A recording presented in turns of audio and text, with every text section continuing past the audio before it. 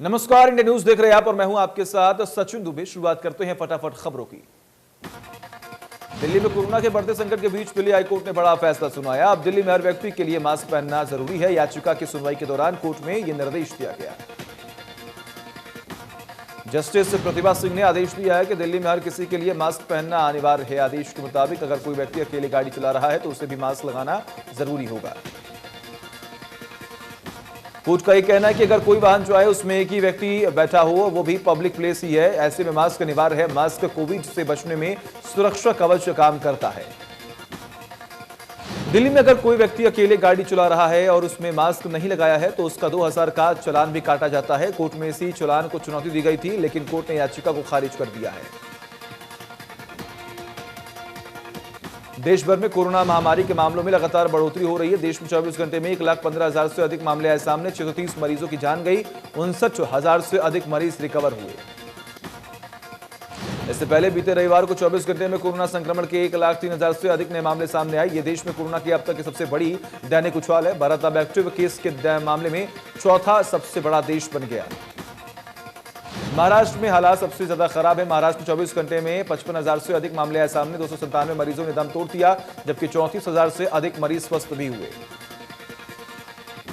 गुजरात में कोरोना संक्रमण के मामले तेजी से बढ़ने के बीच राज्य सरकार ने 20 शहरों में रात 8 बजे से लेकर सुबह 6 बजे तक कर्फ्यू लगाने की घोषणा की है। यह 30 अप्रैल तक प्रभावी रहेगा। दिल्ली में भी एक बार फिर कोरोना पैर पसारता जा रहा है। राजधानी में पिछले 24 घंटे में कोरोना के 5100 नए मामले सामने आए। 17 लोगों की मौत हो गई। दिल्ली के एम्स में एक बार फिर ओपीडी को बंद करने का फैसला किया। दिल्ली एम्स की ओपीडी को कल से बंद कर दिया जाएगा। अब सिर्फ ऑनलाइन रजिस्ट्रेशन किया जा सकता है। ऑनलाइन रजिस्ट्रेशन के बाद ही मरीज एम्स में डॉक्टर को दिखवा सकते हैं। एम्स में डॉक्टर को दिखाने के लिए ऑनलाइन रजिस्ट्रेशन की भी सीमा तय की जाएगी। हर विभाग में रोजाना ज्यादा से ज्यादा 50 रजिस्ट्रेशन होंगे। प्रदेश में 24 घंटे में कोरोना के 2000 से अधिक मरीज मिले। 9 मरीजों ने दम तोड़ दिया। अब एक्टिव केस 14,000 के पार। सबसे अधिक केस गुरुग्राम और फरीदाबाद से मिले।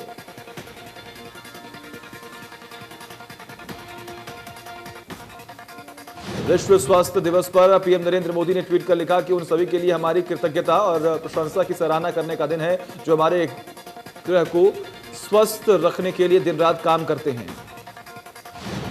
पीएम मोदी ने लिखा कि स्वास्थ्य सेवा में रिसर्च और इनोवेशन के लिए हमारी प्रतिबद्धता को दोहराने का भी दिन है। पीएम मोदी ने मास्क पहनने, नियमित रूप से हाथ धोने और बाकी प्रोटोकॉल का पालन करने सहित सभी सावधानी बरतकर कोरोना से लड़ने पर ध्यान देने का आग्रह किया। रेवाड़ी में किसानों पर हुए लाठीचार्ज के विरोध में कांग्रेसी गर्जे। सड़कों पर उतरकर कांग्रेस कार्यकर्ताओं ने जोरदार विरोध प्रदर्शन किया। विधायक चिरंजीव राव के नेतृत्व में प्रदर्शन किया गया। चिरंजीव राव ने कहा कि किसानों और पर अन्याय किसी सूरत में कांग्रेस बर्दाश्त नहीं करेगी। कार्यकर्ताओं ने एसडीएम के माध्यम से राज्यपाल के नाम ज्ञापन भी सौंपा।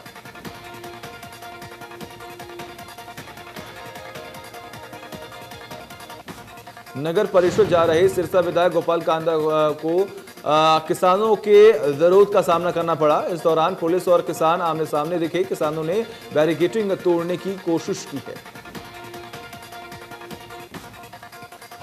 सांसद का विरोध करने वाले किसानों पर पुलिस ने केस दर्ज कर लिया है। 11 किसानों को नामजद और 3 दर्जन किसानों के खिलाफ धारा 325 और 307 के तहत मामला दर्ज किया है।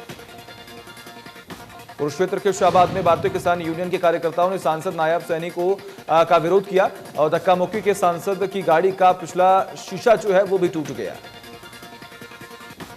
सांसद नायब सैनी कार्यकर्ता के घर पर पार्टी का झंडा फहराने गए थे, जिसकी सूचना लगते ही किसान मौके पर इकट्ठा हो गए और सांसद का विरोध किया। फरीदाबाद नगर निगम में बिना काम किए फर्जी बिलों से करोड़ों रुपए का गबन करने के मामले में आई जांच रिपोर्ट में दोषी अधिकारियों और ठेकेदार पर सख्त टिप्पणी की गई है। उच्च अधिकारियों का भेजी गई जांच रिपोर्ट में दोषी अधिकारियों के खिलाफ सख्त कार्रवाई करने की भी सिफारिश की गई है, लेकिन अभी तक किसी के खिलाफ कोई कार्रवाई नहीं होना शक पैदा कर रहा है। नगर निगम में कई वार्ड में बिना किसी काम के फर्जी बिल बनाकर करोड़ों रुपए डकार लिए हैं। जब इसकी शिकायत कुछ पार्षदों ने नगर निगम कमिश्नर से की तो उनकी तरफ से जांच कमेटी बनाकर मामले की जांच करवाई गई। झज्जर पुलिस ने ट्रैफिक नियमों का उल्लंघन करने वालों को और पटाखा बजाने वाली बुलेट और मोटरसाइकिलों की चेकिंग के लिए विशेष अभियान चलाया। कई वाहनों के चालान किए गए और कई को जब्त भी कर लिया गया। अभियान के तहत पटाखा बजाती बुलेट बाइकों को इंपाउंड करने के साथ साथ बाइकों को साइलेंसर में पटाखा बजाने वाले विशेष उपकरण लगाने का काम करने वाले मिस्त्रियों के खिलाफ भी कार्रवाई करने के निर्देश दिए गए। जज्जर में कोई भी नागरिक पटाखा बजाती बुलेट मोटरसाइकिल का नंबर पुलिस कंट्रोल रूम को दे सकता है। सूचना देने वालों का नाम और पता गुप्त रखा जाएगा। नूह में पीएम स्वनिधि योजना का लोगों को फायदा मिल रहा है। लीड बैंक मैनेजर ने बताया कि नूह में योजना का 369 लोगों ने लाभ उठाया। जिन लोगों का रोजगार बंद हो चुका था उनको योजना ने राहत देने का काम किया है। बैंक मैनेजर ने कहा कि योजना को प्रभावी ढंग से लागू करने में सरकारी बैंकों की महत्वपूर्ण भूमिका रही, तो लाभार्थियों के मुताबिक गरीबों के कल्याण के लिए इस तरह की योजनाएं चलाई जानी चाहिए। माध्यमिक शिक्षा और सीबीएसई बोर्ड की परीक्षा से पहले पीएम नरेंद्र मोदी क्लास 9वीं से 12वीं तक के छात्र छात्राओं से परीक्षा पर बातचीत करेंगे। कोरोना के चलते इस बार परीक्षार्थी, शिक्षक और अभिभावक वीडियो कॉन्फ्रेंसिंग के जरिए जुड़ेंगे। शाम 7 बजे परीक्षा पर चर्चा कार्यक्रम होगा। पिछले 4 साल से पीएम नरेंद्र मोदी बोर्ड परीक्षा से पहले परीक्षार्थियों से चर्चा करते आ रहे हैं। पिछली बार दिल्ली में कार्यक्रम आयोजित किया गया था, जिसका शिक्षण संस्थानों में लाइव प्रसारण भी दिखाया गया था। आरबीआई की मौद्रिक नीति समिति की 3 दिन की बैठक हुई। भारतीय रिजर्व बैंक ने ब्याज दरों में कोई बदलाव नहीं किया। लोन की ईएमआई पर और राहत नहीं मिलेगी। रिजर्व बैंक ने रेपो रेट को 4% पर बरकरार रखा। आरबीआई गवर्नर शक्तिकांत दास ने कहा कि कोरोना का प्रसार बढ़ने के बावजूद इकोनॉमी में सुधार हो रहा है। हालांकि हाल में जिस तरह में मामले बढ़ रहे हैं उससे थोड़ी अनिश्चितता बढ़ती है, पर भारत चुनौतियों से निपटने के लिए तैयार है। रिजर्व बैंक ने इस वित्त वर्ष यानी 2021-22 के लिए जीडीपी ग्रोथ के अनुमान को भी 10.5% पर बरकरार रखा है। पंजाब की रोपड़ जेल से निकलने के बाद करीब 890 किलोमीटर का सफर 14.30 घंटे में तय करते हुए मुख्तार अंसारी को कड़ी सुरक्षा के बीच बांदा जेल पहुंचाया गया। इस दौरान 3 बार उसका रूट भी चेंज किया गया। जेल आने से 1 घंटे पहले पूरी तरह रूट को बैरिकेड कर दिया गया। मुख्तार के साथ आ रही गाड़ियों को जेल से 1 किलोमीटर पहले ही रोक दिया गया। सुरक्षा के पुख्ता इंतजाम के लिए 2 बटालियन पीएसी तैनात की गई। करीब 36 सीसीटीवी कैमरे लगाए गए। मुख्तार अंसारी का 4 डॉक्टरों के पैनल ने मेडिकल किया। फसल पंजीकरण में आ रही दिक्कतों के चलते जाखल में किसान संघर्ष समिति ब्लॉक में किसानों ने नायब तहसीलदार को ज्ञापन सौंपा और जल्द समस्या दूर करने की मांग की है। फरीदाबाद में हवलदार पैरा कमांडो पर भी 20 साल तक भारत माता की सुरक्षा कर रिटायर्ड होकर अपने गांव पहुंचा, जहां लोगों ने उनका फूल मालाओं से जोरदार स्वागत भी किया। हवलदार पैरा कमांडो ने सरकार से अपील की कि वो युवाओं को ज्यादा से ज्यादा देश सेवा करने का मौका दें, या कि युवाओं का देश सेवा का भाव व्यर्थ न जाए। पंचकुला में एसीपी ने लोगों से ट्रैफिक नियमों का पालन करने की अपील की, ताकि वो खुद भी सुरक्षित रहें और दूसरों को भी सुरक्षित रख सकें। एसडीपी ने कहा कि अधिक से अधिक सड़क हादसों में उन 2 पहिया वाहन चालकों की मौत होती है जो कि बिना हेलमेट के ड्राइविंग करते हैं। एसीपी ने लोगों से मास्क लगाने की भी अपील की है। नंबर में होने जा रहे खेलो इंडिया टूर्नामेंट की मेजबानी इस बार हरियाणा को मिली। गृह मंत्री अनिल विज के हल्के में 171 करोड़ 84 लाख रुपए की लागत से खेल के मैदान तैयार किए जा रहे हैं और इसका आगाज नवंबर में होगा।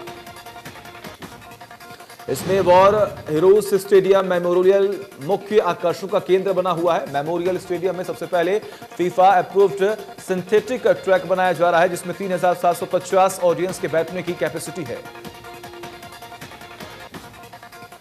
छत्तीसगढ़ के बाजीपुर में हुए नक्सली हमले में शहीद जवानों को अंबाला में पूर्व सैनिकों ने श्रद्धांजलि अर्पित की है। पूर्व सैनिकों ने सब नक्सलवादियों पर सख्त कार्रवाई किए जाने की मांग की है। पूर्व सैनिकों ने कहा है कि नक्सलवादियों पर सर्जिकल स्ट्राइक की जाए, यह देशद्रोही है और उन पर सख्त से सख्त कार्रवाई की जाए और उन्हें कुचलने का काम भी किया जाए।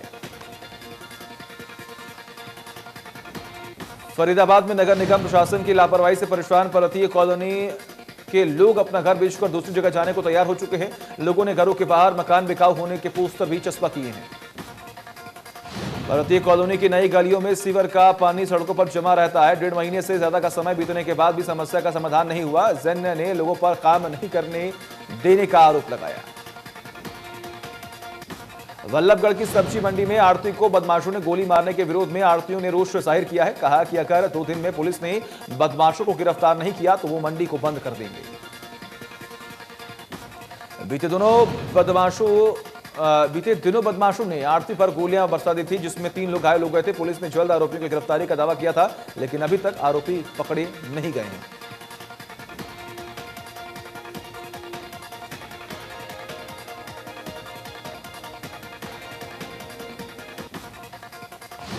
फतेहाबाद में वाहन रजिस्ट्रेशन के नाम पर बड़ा फर्जीवाड़ा सामने आया। सीएम फ्लाइंग के डीएसपी की शिकायत पर मामले में पुलिस ने 3 पूर्व एसडीएम, 2 क्लर्क सहित 8 लोगों पर धोखाधड़ी सहित कई धाराओं के तहत मामला भी दर्ज कर लिया है।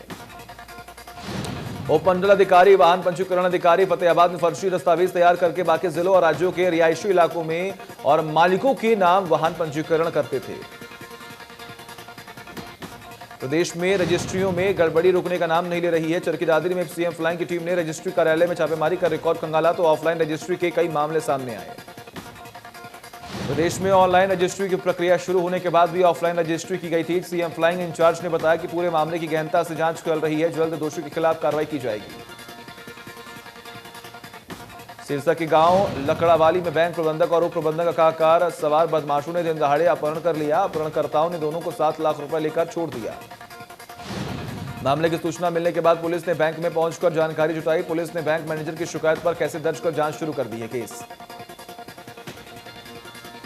पलवल के मुंडुकटी थाना के बाहर खड़े होमगार्ड और एक सब इंस्पेक्टर को एक कार ने टक्कर मार दी, जिससे वो गंभीर रूप से घायल हो गया। आरोपी चालक के खिलाफ मामला दर्ज कर जांच शुरू कर दी गई है।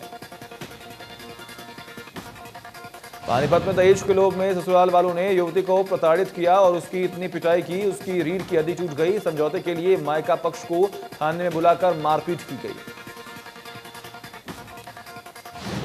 अंसल की रहने वाली युवती की शादी 3.5 साल पहले कुंडली में हुई थी। युवती को शादी के बाद से ही दहेज के लिए प्रताड़ित किया जा रहा था। भिवानी के गांव सुई में महिला को पीटने का मामला सामने आया। महिला के दोनों बेटे आर्मी में तैनात हैं। बताया जा रहा है कि दोनों पक्षों में गली में सफाई को लेकर कहासुनी हुई और उसके बाद एक पक्ष ने महिला की पिटाई कर दी। न्याय की मांग करते हुए बुजुर्ग महिला बेटों के साथ एसपी के दफ्तर पहुंची और दोषियों को सख्त सजा देने की मांग की। पुलिस ने केस दर्ज कर जांच शुरू कर दी है। रेवाड़ी की पुलिस ने एक युवती पर 2 अवैध देसी पिस्तौल सहित गिरफ्तार किया। गिरफ्तार महिला से पूछताछ कर रही ताकि बाकी आरोपियों के बारे में पता चल सके। सीआईए रेवाड़ी ने गुप्त सूचना के आधार पर महिला को गिरफ्तार किया। बताया जा रहा है कि महिला दामिनी सुंदरपुरा थाना कोटपुतली की मूल निवासी है और रेवाड़ी के साधु शाह नगर में किराए के मकान में रह रही है। मेवात में पुलिस ने 2 अलग अलग जुआ खेलने के मामले में दर्जन भर आरोपियों को गिरफ्तार किया है। पुलिस ने आरोपियों से 41,370 रुपए के साथ साथ कई चीजें भी बरामद की हैं। जज्जर में लुटेरों ने एक एटीएम मशीन को अपना निशाना बनाया, जहां से उन्होंने 11 लाख की लूट की और मौके से फरार हो गए। सीसीटीवी की मदद से लुटेरों की तलाश की जा रही है। गन पॉइंट पर अपहरण का लूटपाट करने और मारपीट करने वाले 2 आरोपियों को पुलिस ने गिरफ्तार किया। मामले में अभी भी 3 आरोपी फरार बताए जा रहे हैं, जिनकी तलाश लगातार की जा रही है। सुहाना के 3 गांव में लगी आग में 14 एकड़ जमीन में खड़ी गेहूं की फसल जलकर खाक हो गई। फायर ब्रिगेड की गाड़ी ने आग पर काबू पाया। आगजनी से किसानों को भारी नुकसान हुआ है। किसानों ने बताया कि आग का कारण शॉर्ट सर्किट माना जा रहा है। विभाग के तार काफी ढीले हैं, जिसके कारण तेज हवा के चलते ही स्पार्किंग हो जाती है। कृषि कानूनों के विरोध में एक निजी स्कूल के शिक्षक ने खुदकुशी कर ली। शिक्षक काफी दिनों से किसान आंदोलन के सक्रिय था और वो अक्सर बॉर्डर पर धरने पर बैठे किसानों के बीच जाया कर रहा था। करनाल में 17 साल के युवक ने नहर में छलांग लगा दी। युवक के बीते दिन व्हाट्सएप पर लिखा था कि वो जिंदगी से परेशान है और वो एक दिन मर जाएगा। फिलहाल गोताखोरों की मदद से युवक की तलाश लगातार की जा रही है। बताया जा रहा है कि युवक को उसके घर वाले मोबाइल में गेम खेलने नहीं दे रहे थे, जिसे लेकर वो काफी परेशान रह रहा था और इसी बात को लेकर उसने मरने की बात भी लिखी थी। रादौर बस स्टैंड के बाथरूम में बंद मिले 2 युवकों में से एक की संदिग्ध हालत में मौत हो गई है। शुरुआती जांच में मामले नशे की ओवरडोज का लग रहा है। पुलिस मामले की तफ्तीश में जुटी हुई है। मृतक का साथी नशे की हालत में था, जिसे अस्पताल में भर्ती कराया गया। जांच अधिकारी ने बताया कि मृतक युवक की जेब से नशीले टीके बरामद हुए, जबकि दूसरा युवक अभी कुछ कहने की हालत में नहीं है। करनाल में इंद्री रोड पर सड़क दुर्घटना में महिला की मौके पर ही मौत हो गई। महिला देवर के साथ पानीपत अपने मायके जा रही थी। रास्ते में उनकी बाइक की टक्कर हो गई। बहादुरगढ़ के गांव में एक युवक की लाठी डंडों से पीट कर हत्या कर दी गई। हत्या किए जाने के कारणों का पता नहीं चल पाया। पुलिस को दी गई शिकायत में हत्या किए जाने की मुख्य वजह पुरानी रंजिश बताई जा रही है। जज्जर के देकोरा गांव में देर रात एक युवक पर हमला कर उसकी हत्या कर दी गई। बताया जा रहा है कि युवक की बहन के साथ छेड़छाड़ की जा रही थी। विरोध करने पर युवक को मौत की घाट उतार दिया गया।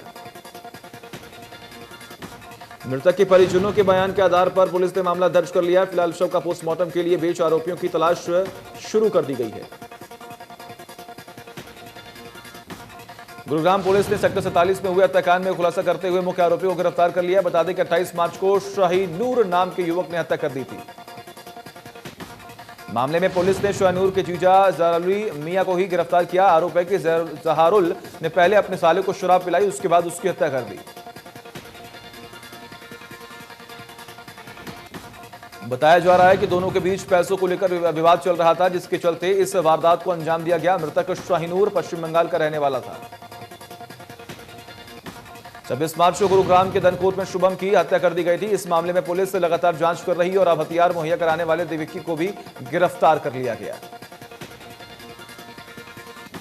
2 तारीख को इस मामले में 3 आरोपियों को गिरफ्तार किया गया था। उनके पास से 9 अवैध हथियार और कारतूस बरामद हुए थे। इस मामले में पुलिस ने हथियार सप्लाई करने वाले विक्रम और विक्की को भी गिरफ्तार कर लिया।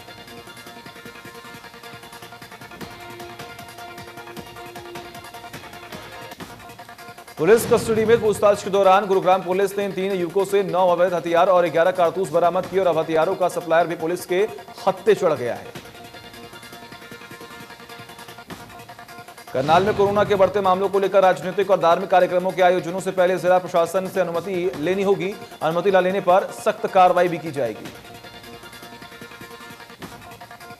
मामले में डीसी निशांत कुमार यादव ने कहा कि खुले में कार्यक्रमों के लिए 500 और हॉल में कार्यक्रम के लिए 200 लोगों की अनुमति होगी। साथ ही लोगों को कोविड नियमों का पालन भी करना पड़ेगा। चरखी दादरी में आईटीआई में टीचर के कोरोना पॉजिटिव मिलने से प्रशासन में हड़कंप मचा हुआ है और प्रशासन ने एहतियात बरतते हुए आईटीआई को 3 दिन के लिए बंद भी कर दिया है। जिले में एक दिन में 7 नए मरीज सामने आए, जिसमें आईटीआई का एक टीचर भी शामिल है। पॉजिटिव टीचर के संपर्क में आने वाले छात्रों के सैंपल लिए गए और परिसर को सैनिटाइज किया गया। कुरुक्षेत्र में कोरोना नियमों की धज्जियां उड़ती दिख रही हैं। बसों में बिना मास्क के लोग यात्रा करते दिखे। इस दौरान यात्रियों ने सोशल डिस्टेंसिंग का पालना भी नहीं किया। डिप्टी सिविल सर्जन ने कहा कि लापरवाही के कारण कोरोना का एक बार फिर चरम पर है। रोजाना नए केस मिल रहे हैं। लोगों को भीड़ भाड़ वाले इलाकों में जाने से बचना चाहिए। झज्जर में कोरोना के लगातार मामले बढ़ रहे हैं। लोगों को जागरूक करने के लिए ट्रैफिक पुलिस अभियान चला रही है और नियम न मानने वालों पर चालान भी किया जा रहा है। फरीदाबाद में कोरोना केस लगातार बढ़ते जा रहे हैं। सिविल अस्पताल में सीएमओ ने बताया कि कोरोना की चेन को तोड़ने के लिए लगातार वैक्सीनेशन का काम चल रहा है। अब तक लगभग 2 लाख वैक्सीन लगाई जा चुकी है। सीएमओ ने कहा कि उनका लक्ष्य जल्द ही 6 लाख तक पहुंचने वाला है। दिल्ली में नाइट कर्फ्यू की शुरुआत कर दी गई है। लोगों से अपील की कि वो कोरोना नियमों का पालन करें।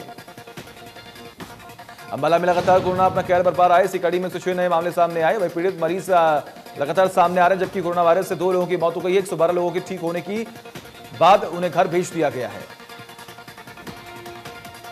सिरसा के एडीसी उत्तम सिंह ने कोरोना वैक्सीन की दूसरी डोज लगवाई है। इस मौके पर एडीसी उत्तम सिंह ने आमजनों से कोरोना वैक्सीन लगवाने की अपील की है। सोनीपत में कोरोना का मामला 16,000 के पार पहुंच चुका है। पिछले 24 घंटे में कोरोना के 170 नए मामले सामने आए। कोरोना के कारण अब तक 88 लोगों की जान जा चुकी है।